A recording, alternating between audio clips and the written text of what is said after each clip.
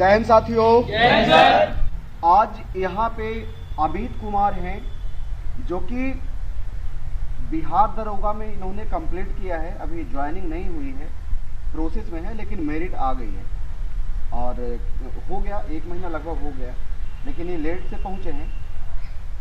आप लोग को ये बताएंगे कि इन्होंने तैयारी कैसे किया, स्टार्ट जब किए थे तब, और अब तो सिलेक्शन हो गया है। तो मैं चाहूँगा कि आप जवान को अपने बारे में बताएं, कैसे तैयारी करना चाहिए, कैसे पेशेंस रखना चाहिए तैयारी करते हुए। जय हिंद दोस्तों। जय हिंद सर। मेरा नाम जैसे कि अभी सर ने कहा अमित है और मैं इस संस्थान का पुराना छात्र हूँ। मैंने यहाँ पे फिजिकल का प्रिपरेशन किया था। उस वक्त मैं 1 किलोमीटर भी दौड़ नहीं पाता था, ये मेरी कंडीशन थी। क्योंकि मेरा जो एजुकेशन है वो CBSE बोर्ड से है, मैंने DAV से पढ़ा रखा है। तो पढ़ाई में तो खैर मुझे कोई चिंता नहीं थी कि पढ़ाई तो मैं निकाल लूँगा, बट फिज़िकल का इशू था मेरे साथ कि फिज़िकल कैसे क्लैरिफाई करना है।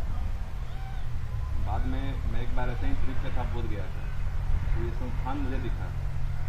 जब मैं यहाँ पे आया तो इनसे हमारी मुलाकात हुई। उसके बाद में मैंने यहाँ पे एडमिशन लिया। लेने के बाद में जो होता है एक प्रक्रिया के तहत फिर मेरा जो है कि दौड़ बना।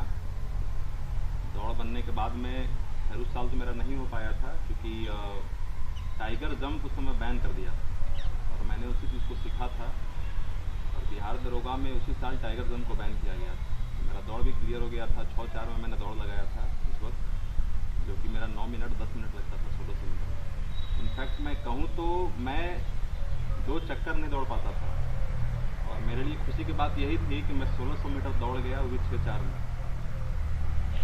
लेकिन अनफॉर्चुनेटली चूँकि टाइगर जंप बैन हुआ था तो मेरा हो नहीं पाया उसमें, और मैं काफ़ी डिसअपॉइंट हो गया था। लेकिन फिर बाद में समझा कि नहीं, चलो करना है, कोशिश प्रयास करते रहना है। लेकिन फाइनली इस बार मेरा सिलेक्शन हुआ। सिलेक्शन होने के बाद में क्योंकि मार्कशीट अभी जारी हुआ है हाल फिलहाल में, मेरा ऑल ओवर बिहार में 15th रैंक है। तो मिला जुला कर अगर कहें तो आप लोगों में से बहुत लोग हैं जो हमसे सीनियर भी होंगे, जैसे कि भैया एक यहाँ पे खड़े हैं और आप भी शायद हमसे सीनियर ही हैं। तो मैं ज़्यादा तो नहीं कुछ कहना चाहूँगा, बस यही कहना चाहूँगा कि बस धैर्य रखना है और परिश्रम से पीछे नहीं हटना है। इसलिए कि मैंने 1 बार 2 बार नहीं, मैं 5 बार छटा हूँ। कोई 1 बार छटता है, कोई 2 बार छटता है तो रोने लगता है, हताश हो जाता है। जीवन में उसको कुछ दिखता ही नहीं है कि अब मैं करूं तो क्या करूं। मैं 5 बार छटा हूं। मैंने UPSC combined defence services exam भी दिया था, उसमें मेरा सिलेक्शन होता था। बट SSB इंटरव्यू जो होता है, जहां से ट्राई फोर्सेस में ऑफिसर बनने का सपना होता है लोगों का, मैं इंटरव्यू से छटा था। SSB इंटरव्यू से 2 बार छटा, 3 बार छटा। जब मैं तीसरे बार गया था इंटरव्यू देने के लिए, भोपाल बोर्ड में मेरा इंटरव्यू था।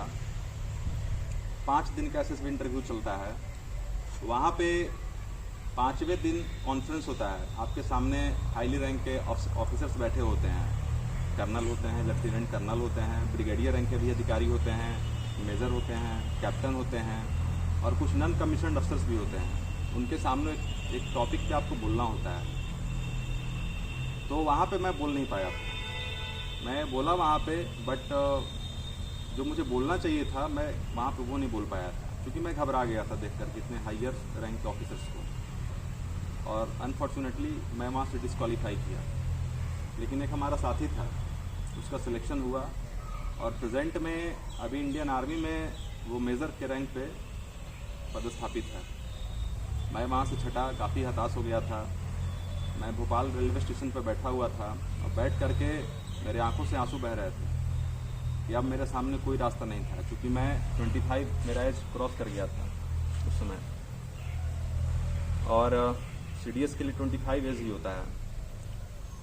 मैंने सोचा कि अब मैं क्या करूंगा। जो मेरा सपना था मैंने उसको पूरा नहीं किया। मुझे वर्दी का सपना था कि मुझे वर्दी लेना है। फिर वहाँ पे एक सज्जन मुझे मिले, उन्होंने मुझे बहुत समझाया कि बेटा हार मत मानो, धैर्य रखो और धैर्य के साथ आगे बढ़ो। फिर मैं आया, वापस गया और मैंने गया में तैयारी शुरू की तो इस तरह से मैं पिछले बार भी छठा था, चौथा हुआ, ये 5वें बार में मेरा सिलेक्शन हुआ है।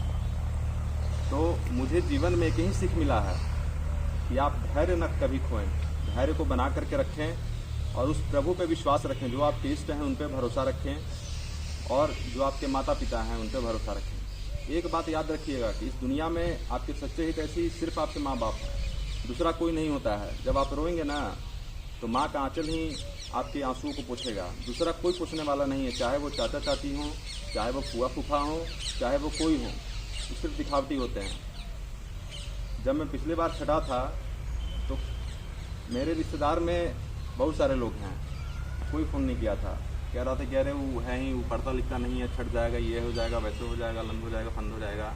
मतलब ब्लेम देने के लिए बहुत सारे लोग आ जाते हैं। लेकिन उस वक्त जो मजबूती से मेरे साथ खड़े थे वो मेरे माँ और मेरे बाप थे, दूसरा कोई नहीं था। इसलिए आप अपने माता पिता पे भरोसा रखिए। मेरे पापा हमको बार बार कहते थे कि बेटा तुम तैयारी करो, तुमको जब तक तैयारी करना है तुम तैयारी करो। रही बात पैसे की, तो पैसे की चिंता तुम मत करो, हम जॉब में हैं, हम तुमको फाइनेंस करेंगे, तुम पढ़ो आराम से। और ये मेंटल सपोर्ट मुझे मिला, अपनी माँ से भी मिला, पापा से भी मिला, और फाइनली मेरा इस बार सिलेक्शन हुआ as a Bihar police sub inspector. तो मैं यही सब आप लोगों से भी कहना चाहूँगा कि धैर्य मत खोएं कभी, और उस ईश्वर पे भरोसा कर करके और अपने माँ बाप पे भरोसा रखिए और आगे बढ़ते जाइए, बढ़ते जाइए। तब तक आगे बढ़ते जाइए जब तक कि आप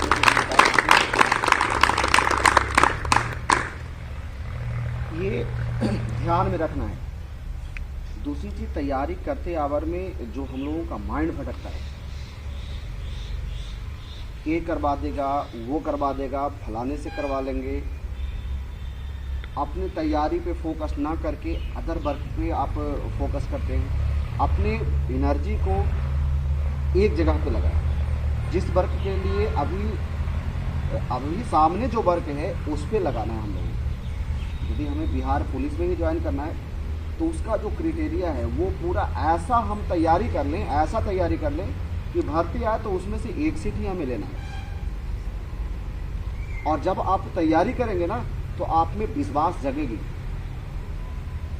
जब स्टार्ट किए होंगे आप रनिंग करने के लिए, तो ये हर किसी के साथ होता है कि एक चक्कर पूरा नहीं होता है जब स्टार्ट करते हैं, लेकिन उस एक चक्कर, 2 चक्कर, 3 चक्कर, 4 चक्कर, और जिस समय आप 1600 मीटर को 6 मिनट के अंदर मार लेते हैं, वो दिन विश्वास हो जाता है कि नहीं मैं अब दौड़ जाऊंगा। पढ़ाई भी वैसा ही है। जिस दिन आप सेट मारना शुरू करेंगे, स्टार्टिंग में 20 नंबर ही आएगा, धीरे धीरे उसका वो बढ़ेगा, 20 आएगा, 25 आएगा, 30 आएगा। जिस दिन 90 प्लस मारना शुरू कर दोगे, 100 मारना शुरू कर दोगे, तो आपको लगेगा कि नहीं कहाँ से क्वेश्चन देगा, कहीं से भी देगा तो हम लोग क्रैक कर सकते हैं। तो ये अपने ऊपर विश्वास रखिए, और विश्वास तब जगेगी जब आप मेहनत करेंगे उसके पीछे। ठीक है, आप लोग तैयार हैं? Yes sir.